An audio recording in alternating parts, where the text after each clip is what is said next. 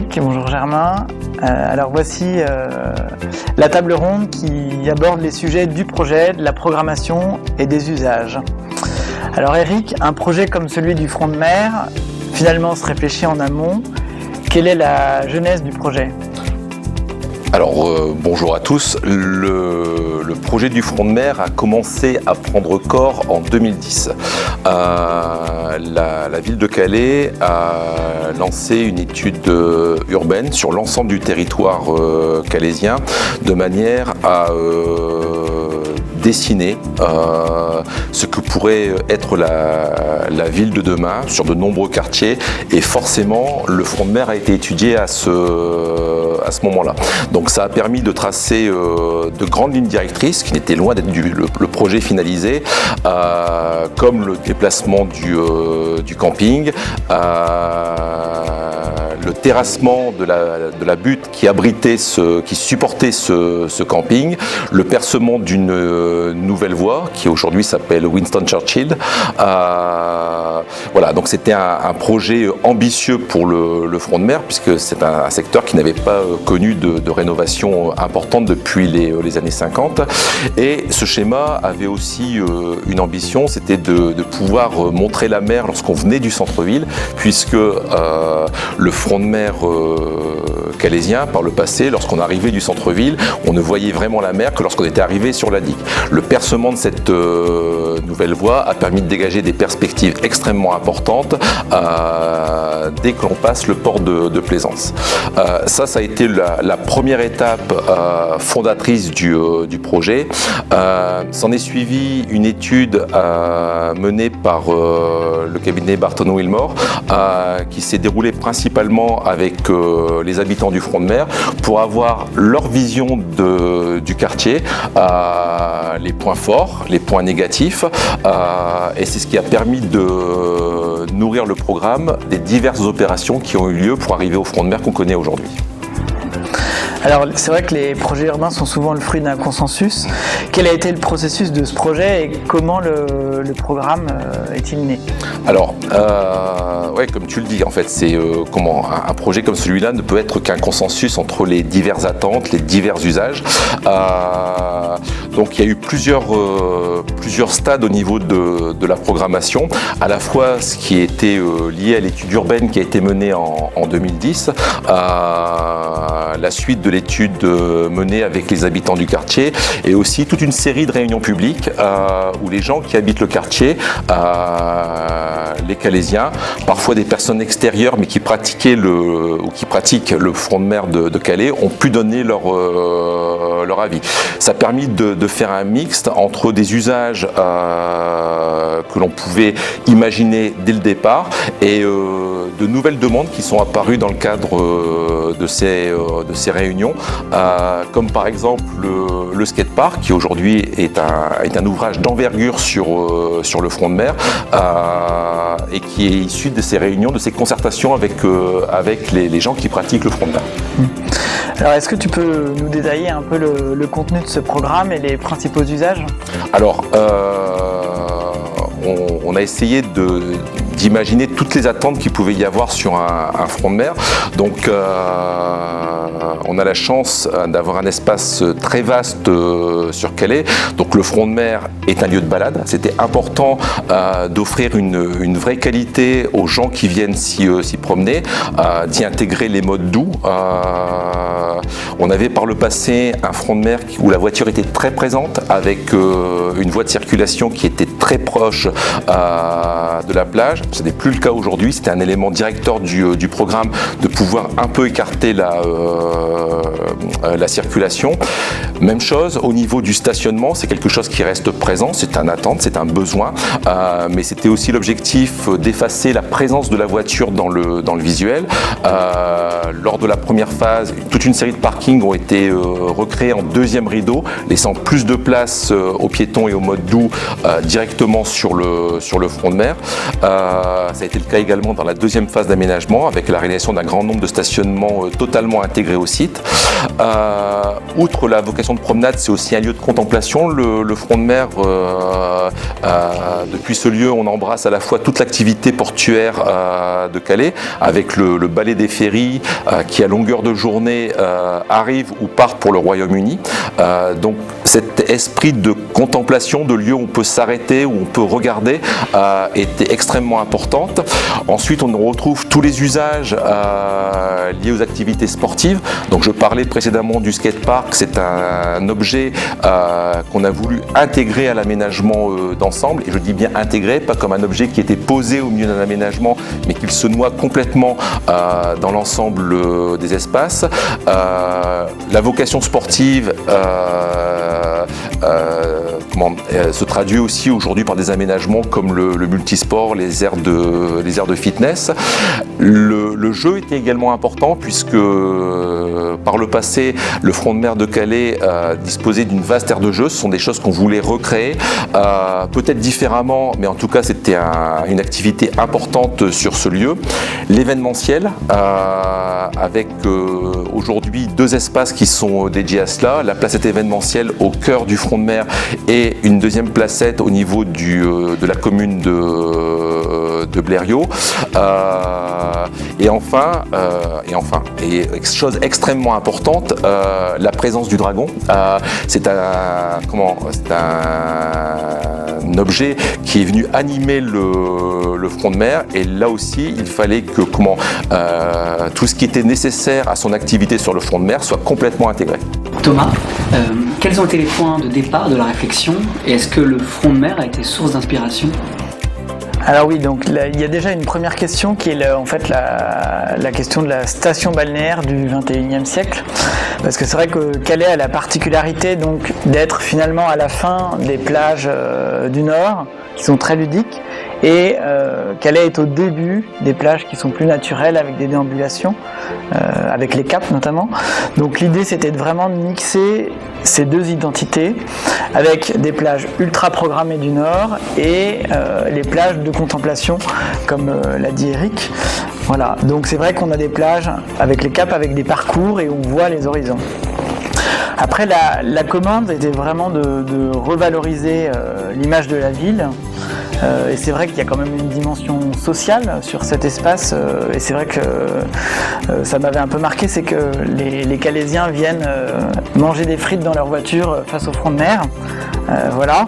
Donc en fait, ce projet, c'est aussi un parc en bord de mer. Voilà, et c'est vrai qu'il y a des gens qui partent pas forcément en vacances aux différentes périodes de l'année. Donc voilà, l'idée c'était d'avoir un projet avec ces différents éléments pour structurer cet aménagement.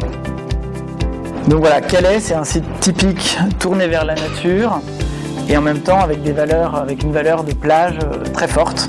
Voilà, et c'est vrai que, Eric, tu le disais, on a ces bateaux qui passent à l'horizon, il y a ces grandes étendues, voilà, et en plus la programmation vraiment atypique et culturelle avec le dragon, voilà, ça a été un élément structurant pour le projet. Et donc finalement la question c'était comment allier la maîtrise d'usage et cette mise en scène pour une grande déambulation face aux côtes anglaises. C'est un projet hors norme. Quelles sont ses dimensions ?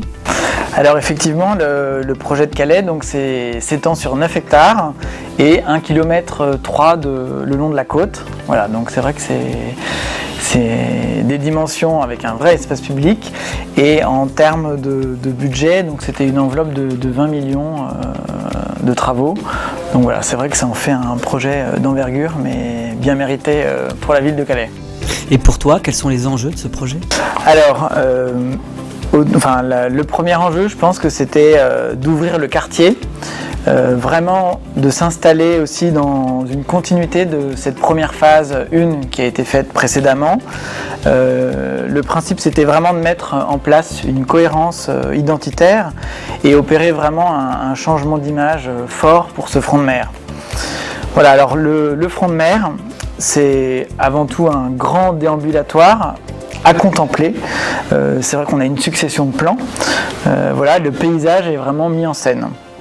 Et comme le disait Eric, l'enjeu était aussi de valoriser les modes doux, les promenades. Et c'est vrai que ce nouveau parc offre différents parcours et différents espaces multifaces et multi-orientations. Donc on a une programmation très riche qui va être aussi fonction d'une saisonnalité. On a travaillé donc avec des lieux d'intensité. On a parlé de pépites programmatiques en fait, qui viennent s'intégrer et qui sont accompagnées par tout ce paysage dunaire. Et dans la dimension quotidienne,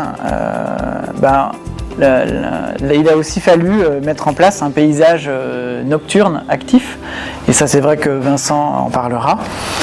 Voilà, donc le front de mer, c'est finalement un lieu d'appropriation pour tous, avec de l'accueil d'événements culturels éphémères, l'accueil de ce dragon. Voilà. Et peut-être que tu peux nous parler un petit peu des logiques d'aménagement du projet. Alors effectivement, initialement, la route était le long de la côte, et une des logiques a été de dévoyer cette route en deuxième partie de front de mer. Donc l'apaisement de toute la partie centrale a permis donc de retrouver plus de place pour le piéton, et la voiture passe au second plan, comme tu le disais Eric. Voilà, alors après, la logique aussi a été de créer un promenoir calaisien sur tout le linéaire, depuis la suite de la phase 1 jusqu'à Blériot. Voilà, et donc dans ce promenoir, il a une certaine épaisseur et qui va permettre de répartir les usages en fait, voilà, et qui vont se diffuser depuis la digue jusqu'à l'arrière du promenoir. Voilà, et ce paysage dunaire va venir faire la jonction et lier l'ensemble.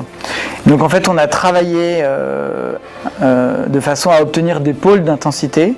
Donc on a travaillé sur une séquence aussi, avec des séquençages.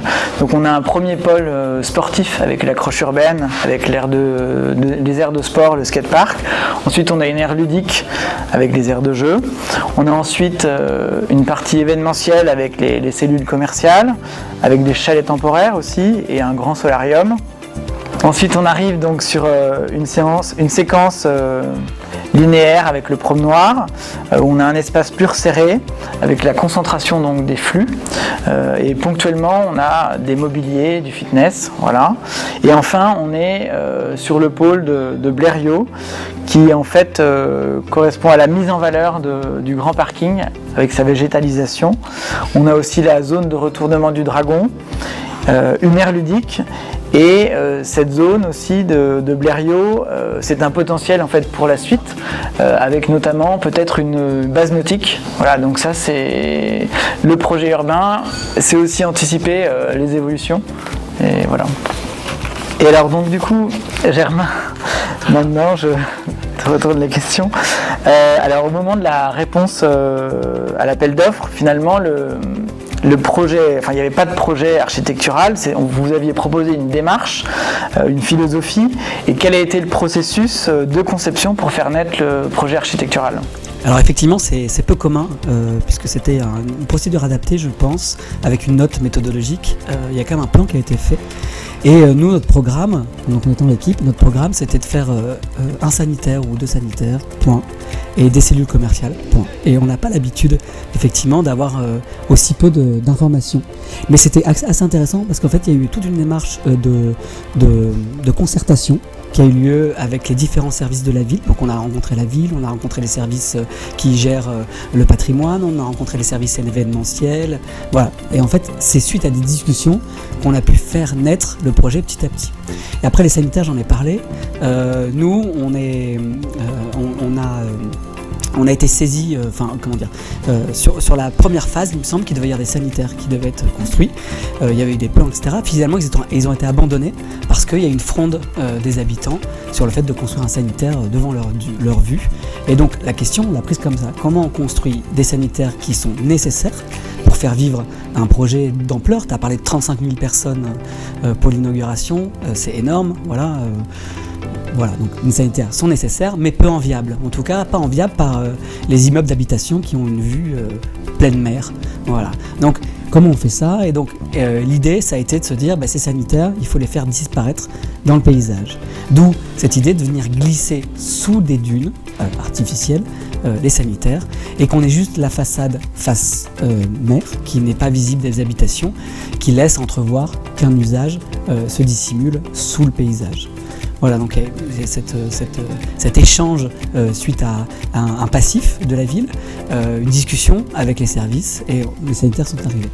Et pour les cellules commerciales, c'est pareil, on avait effectivement... alors peut-être il y avait quand même un nombre de cellules commerciales qui étaient demandées, mais finalement c'est pas forcément celui qu'on a construit, enfin voilà, il n'y avait pas forcément de lieu non plus qui avait été donné. Et donc ça c'est pareil, il y a eu une discussion avec la ville sur les usages, on a fait parler.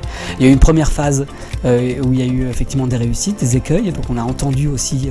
voilà, et aussi des discussions avec base, avec une volonté d'avoir quelque chose. Alors les termes, finalement, on a fait plein d'hypothèses, on a fait plein de maquettes, etc. Au début, on voulait travailler sur le ludique. Alors c'est pas forcément quelque chose qu'on a retenu pour les cellules commerciales, mais voilà, c'est plein de discussions. Et après, il y a aussi un autre élément qu'on a designé, c'est les chalets, les chalets qui sont là juste pour le village d'été. Ça, on a rencontré le service événementiel qui nous a dit il faudrait absolument que ces chalets, il faut qu'on puisse qu'ils soient pérennes, que quand on les démonte, ça soit facile, et qu'aussi on connaisse les procédures. D'ailleurs, on travaille avec une entreprise CPL, c'est des chalets de Noël. Nous, on voudrait ça. Voilà, on veut des chalets de Noël. Donc nous, on veut des chalets de Noël. On est face en front de mer avec une volonté de designer. On s'est dit très bien, qu'à cela ne tienne, on va travailler avec CPL directement, on va designer leur process industriel.